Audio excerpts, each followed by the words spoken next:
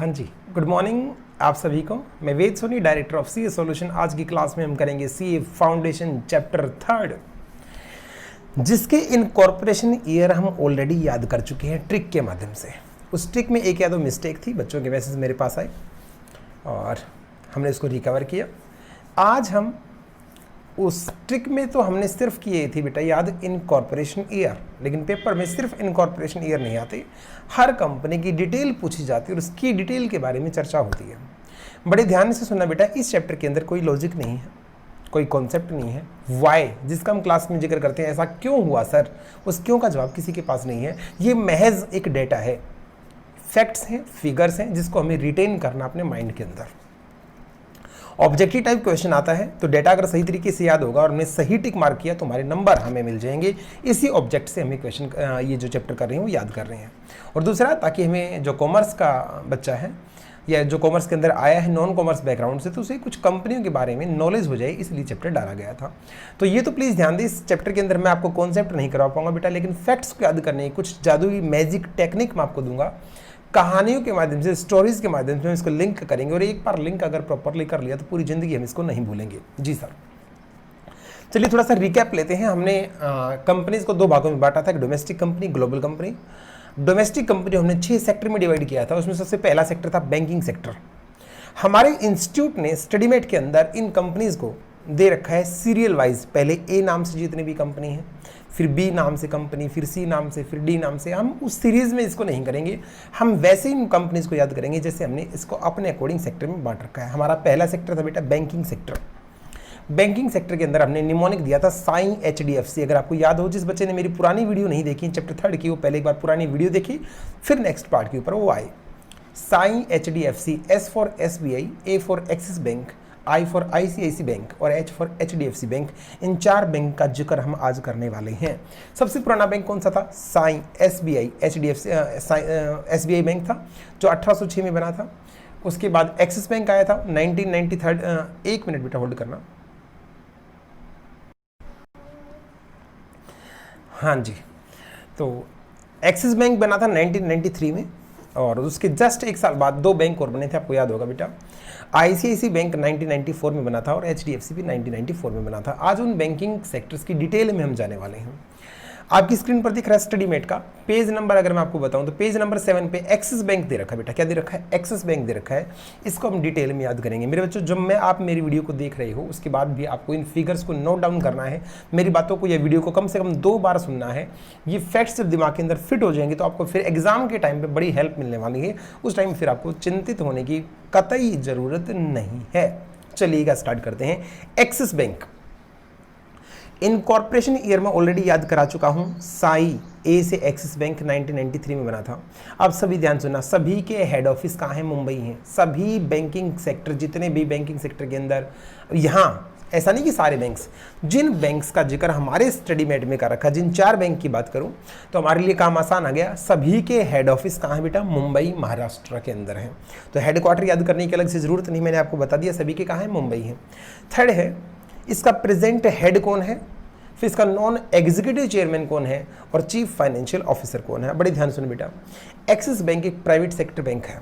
Starting में private sector bank पे लोग विश्वास नहीं करते थे, तो इन लोगों ने क्या किया, बैंक तो बना लिया लेकिन ये खाली बैठे रहते थे। खाली बैठना क्या है? नॉन एग्जीक्यूटिव, ये काम नहीं करते थे, चेयर पे बैठे रहते, मक्खी मारते रहते। तो देखिएगा चेयरमैन का नाम क्या है? नॉन एग्जीक्यूटिव, जो काम नहीं करता था, चेयरमैन काम होता ही नहीं था। मिस्टर राकेश मखीजा। मखीजा मतलब मक्खी मारते रहते थे, खाली बैठे रहते थे। तो चेयरमैन, चेयर पे बैठ के मक्खी मारना, चेयरमैन कौन है? राकेश मखीजा जी। जी सर। सर खाली बैठ के क्या करते थे? ये अमिताभ की मूवी देखते थे। क्या करते बेटा? अमिताभ की, उस टाइम उस प्रेजेंट में क्या करते थे? अमिताभ की मूवी देखते थे। तो प्रेजेंट हेड कौन है? मिस्टर अमिताभ चौधरी। अब यार खाली बैठे रहेंगे चेयर पे, मक्खी मारते रहेंगे, अमिताभ की मूवी देखते रहेंगे तो काम कैसे लगेगा? धीरे धीरे फाइनेंशियल दिक्कत आनी स्टार्ट होगी। क्या आ गई बेटा? फाइनेंशियल दिक्कत हुई। तो इनके लिए पैसा लेके कौन आया? Chief financial officer. पैसा, फाइनेंस पैसा लेके आया था कौन? जयराम श्रीराम। जयराम श्रीराम, जयराम श्रीराम ने इनको पैसे देके इनकी सहायता की थी। तो फटाफट हमारी इस छोटी सी लिंकिंग के माध्यम से हम 5 चीज़ याद कर चुके हैं। फटाफट बताओ, बना कब? 1993 में। हेडक्वार्टर सभी के कहाँ हैं? मुंबई के अंदर हैं।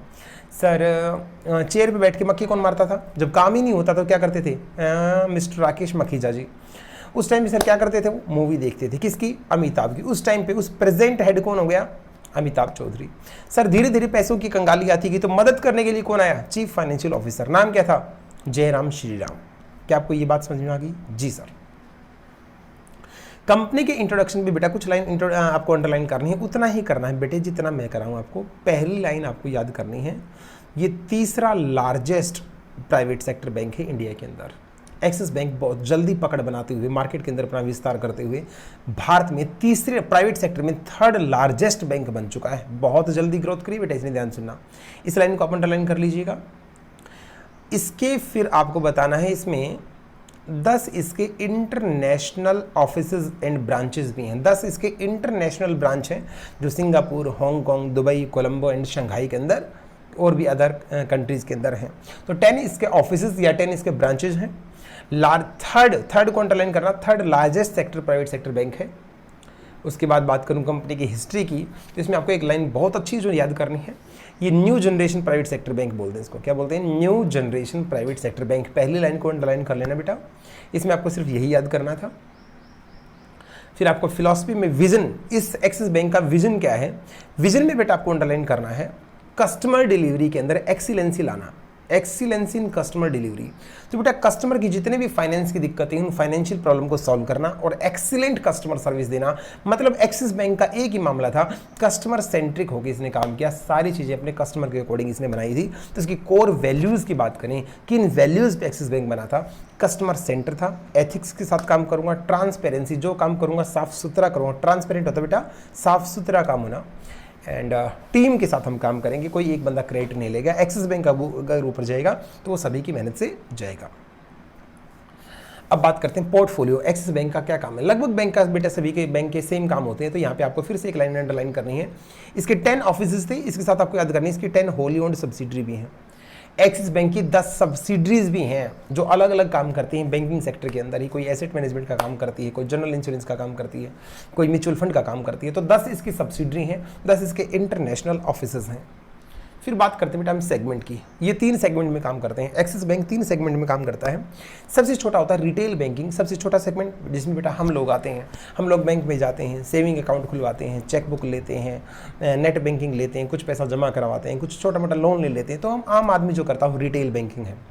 कंपनी जब बैंक के साथ डील करती है, कॉर्पोरेट अकाउंट खुलता है, करंट अकाउंट खुलता है, बड़े लेवल पे loan, sale, purchase, bank guarantee वगैरह दी जाती है, उसको कॉर्पोरेट बैंकिंग बोलते हैं। और जब एक कंट्री के ऑफिसेज, ब्रांचेस दूसरी कंट्री में भी लोगों को सेवा देनी स्टार्ट करते हैं, उसको इंटरनेशनल बैंकिंग बोलते हैं। ध्यान रहे एक्सिस बैंक ने तीनों लेवल पे ही काम करना स्टार्ट कर दिया, रिटेल बैंकिंग में भी, कॉर्पोरेट बैंकिंग में भी और इंटरनेशनल बैंकिंग में भी। जी सर। बिजनेस इन न्यूज़, कब ये न्यूज़ में आया और लोगों को पता लगा कि हाँ वास्तव में अब एक्सिस भी कम नहीं है।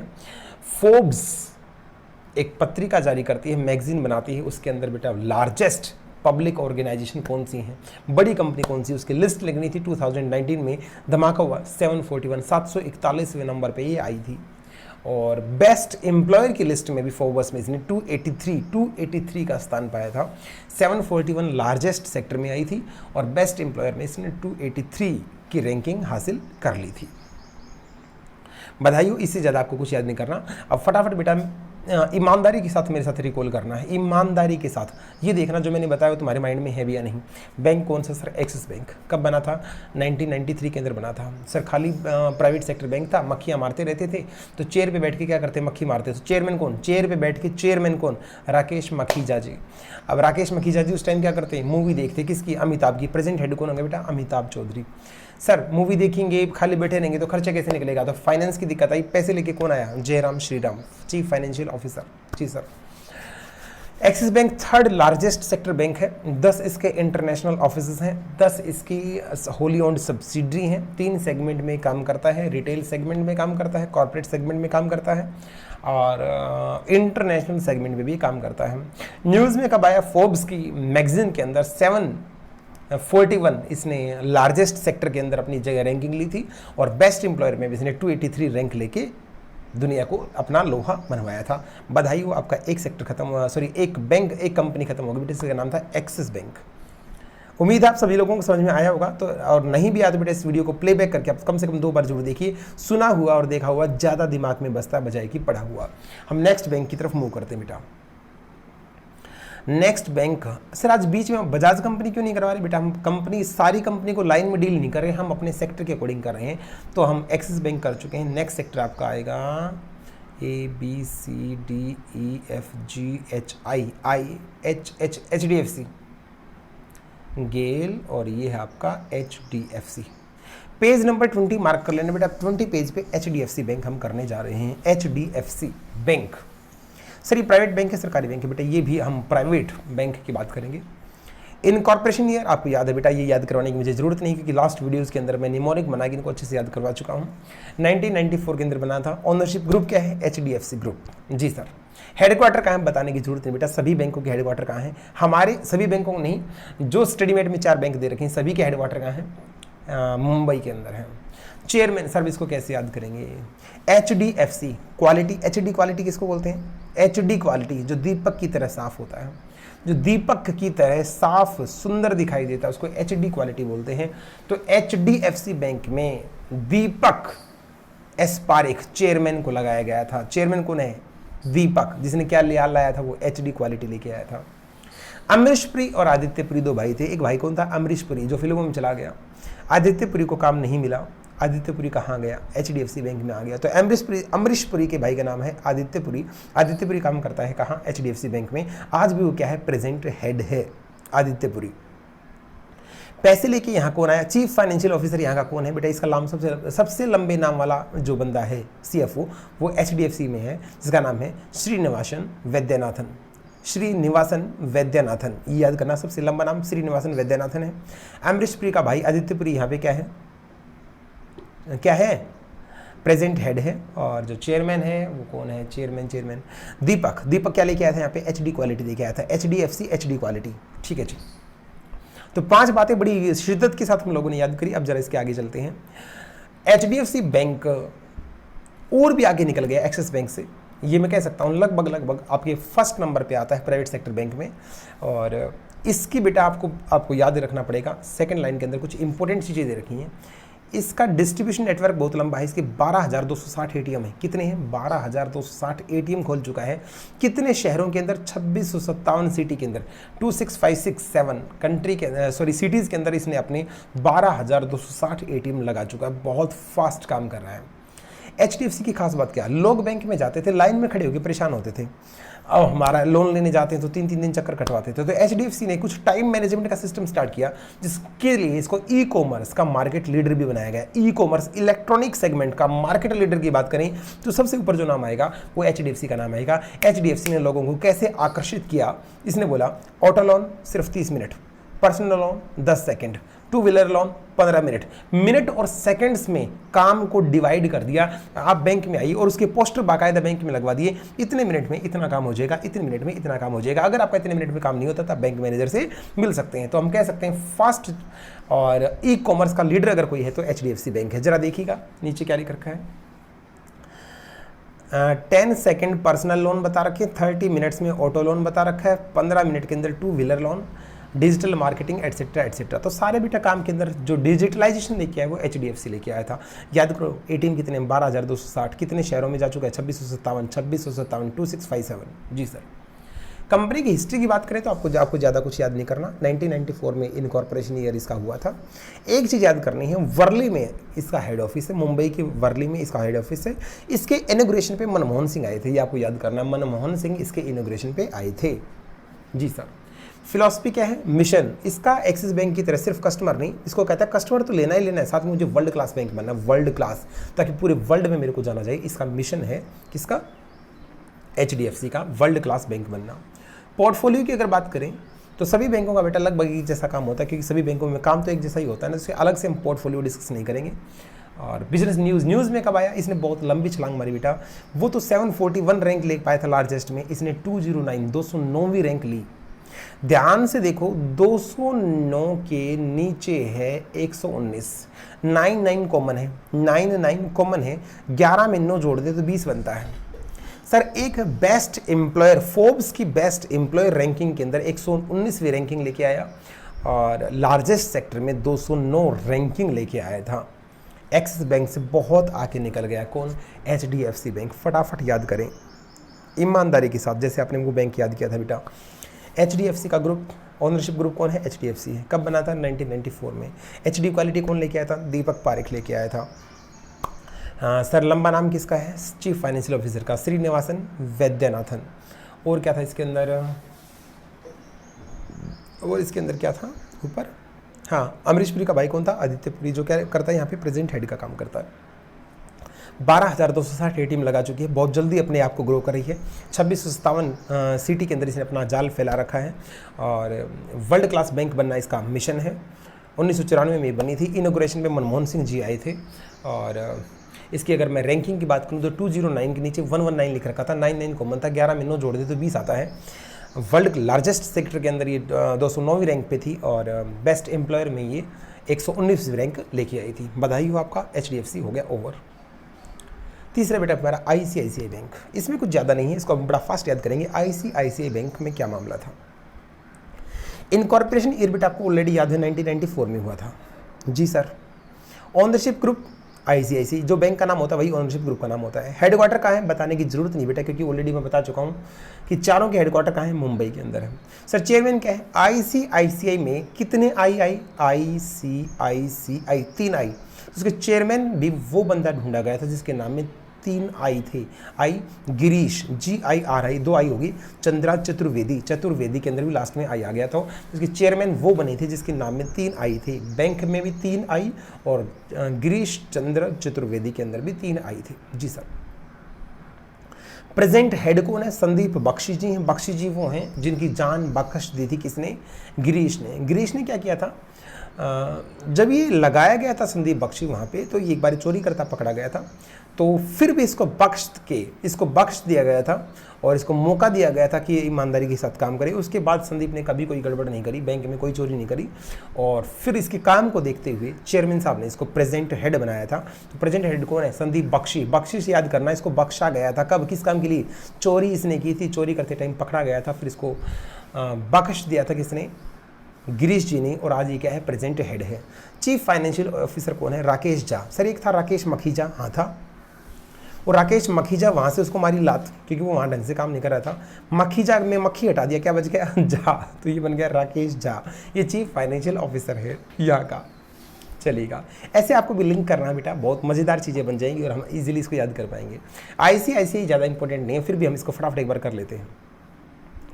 ICICI बैंक की फुल फॉर्म याद करना, आपको पेपर में काफ़ी बार पूछी जाती है। Industrial credit and investment corporation of India. बेटा प्लीज़ याद कर लेना, industrial credit and investment corporation of India.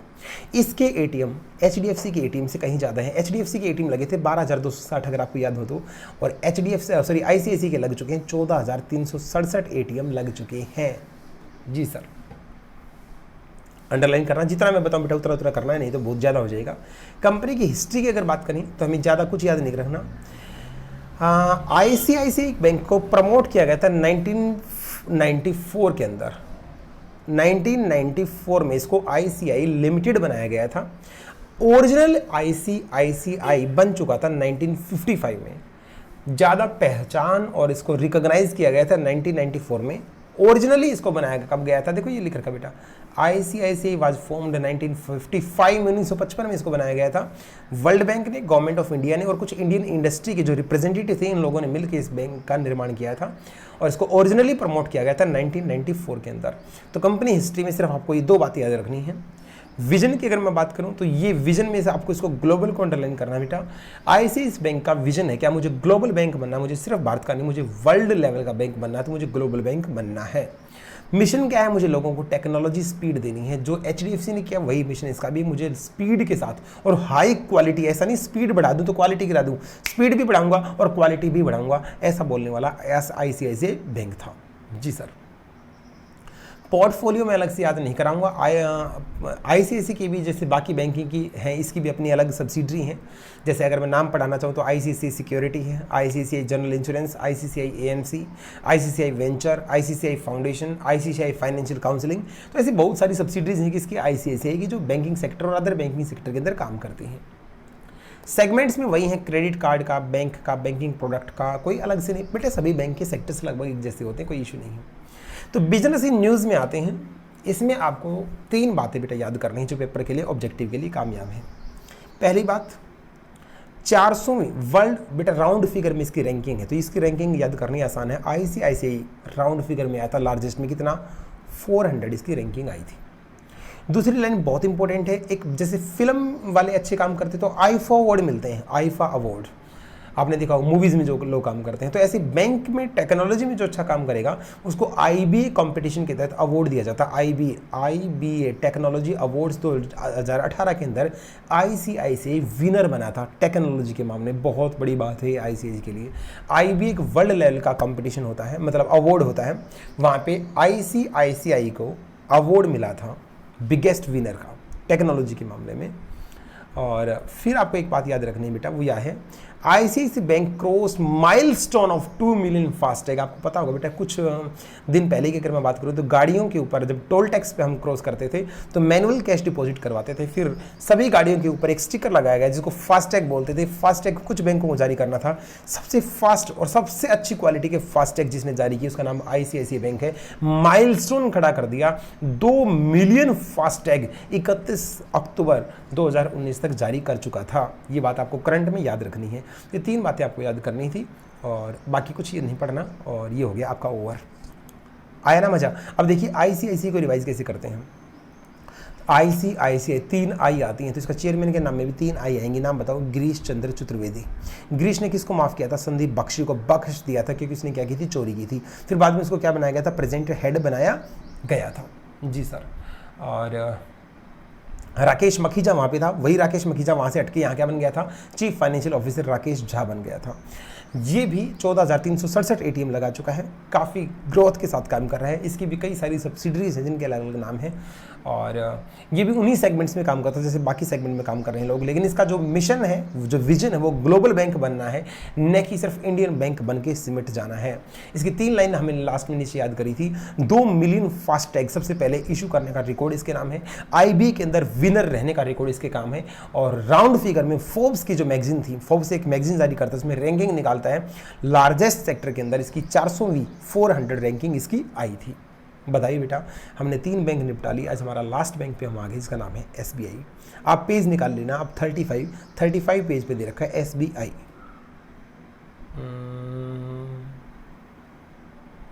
Thirty five लो जी, ये आ गया तुम्हारा, कहाँ गया, SBI। ये तो नाम देखते ही प्यार सा हो जाता है क्योंकि इस बैंक में लगभग सभी का अकाउंट खुला होता है। सबसे बड़ा बैंक और सबसे पुराना बैंक कौन सा है, SBI है, ये आपको याद होना चाहिए। चलिए बेटा, फटाफट एक बार इसको भी निपटा लेते हैं और आज की वीडियो का हम करेंगे फिर अंत। स्टेट बैंक ऑफ इंडिया सबसे पुराना और सबसे बड़ा बैंक, भारत का सबसे पुराना सबसे बड़ा बैंक कब बना था, 1806 में बना था। हेडक्वार्टर कहाँ याद करेंगे, जरूरत नहीं, मुंबई में बना था। प्रेजेंट हेड कौन है, आपने क्या, रजनीश ओशो, रजनीश का नाम सुन रखा बेटा, ओशो। अगर आप टाइप करेंगे तो ओशो को भगवान रजनीश में बोलते थे। सबसे बड़े स्पिरिचुअल गुरु हुए हैं, सबसे बड़े। जैसे SBI सबसे बड़ा है तो इसका चेयरमैन भी सबसे बड़ा था, कौन, रजनीश कुमार। रजनीश को याद करना में ओशो रजनीश के साथ नाम लगा के याद करना है। चीफ फाइनेंशियल ऑफिसर, इसमें सब कुछ बड़ा बड़ा। प्रशांत महासागर का नाम सुना का बेटा आपने, सबसे बड़ा महासागर कौन सा, प्रशांत महासागर। तो प्रशांत कुमार इसके फाइनेंशियल ऑफिसर थे जिसमें ढेर सारा पैसा लेके आए थे। फटाफट याद करते, सब कुछ बड़ा बड़ा कहाँ है, SBI में। कब बना था, 1806 में। सबसे बड़ा बैंक कौन, SBI। इसके चेयरमैन कौन, रजनीश, ओशो रजनीश। ओशो रजनीश इसके चेयरमैन नहीं है बेटा, याद करने का तरीका, क्योंकि वो सबसे बड़े स्पिरिचुअल गुरु हैं, ये भी क्या है, सबसे बड़ा है। चीफ फाइनेंशियल ऑफिसर कौन है, प्रशांत। प्रशांत को कैसे याद करना, प्रशांत महासागर के नाम से। जी सर। कंपनी का फटाफट एक बार इंट्रोडक्शन करते हैं। ये Indian multinational public sector bank है। SBI ने 1973 में बना, तो 1806 में था, 1973 में इसने कम्युनिटी सर्विसेज देना स्टार्ट की थी। अंडरलाइन करना कम्युनिटी सर्विसेज को। कम्युनिटी सर्विस होता है बेटा प्रॉफिट के ऑब्जेक्टिव से नहीं, समाज की सेवा करने के लिए काम करना कहलाता है कम्युनिटी सर्विस। SBI के 57 जोनल ऑफिस हैं, 14 रीजनल हब हैं। लोगों के जितने ATM है ना, उतने तो इसकी ब्रांचेज चलती हैं इंडिया में। उनके ATM कितने थे, 12,000 ATM किसी के थे, 13,000 ATM किसी के थे, 14,000 तो इसकी ब्रांचेज हैं। SBI की कितने ब्रांच हैं, 14,000 ब्रांचेज हैं। लोगों के ATM 12,000 13,000 तक सिमट के रह जाते हैं। SBI की ATM 58,500 ATM, 191 फॉरेन ऑफिस और 36 कंट्री में अपना जाल फैला रखा है SBI ने। इन आंकड़ों से पता लगता है SBI के पास कितना वर्कलोड होगा। 36 कंट्री में फैला है, 191 इसके ऑफिसेज हैं। 58,500 इसके ATM लग चुके हैं और 14,000 इसकी ब्रांचेज हैं। इस डेटा को 2-3 बार दिमाग में घुमा लेना बेटे। जी सर।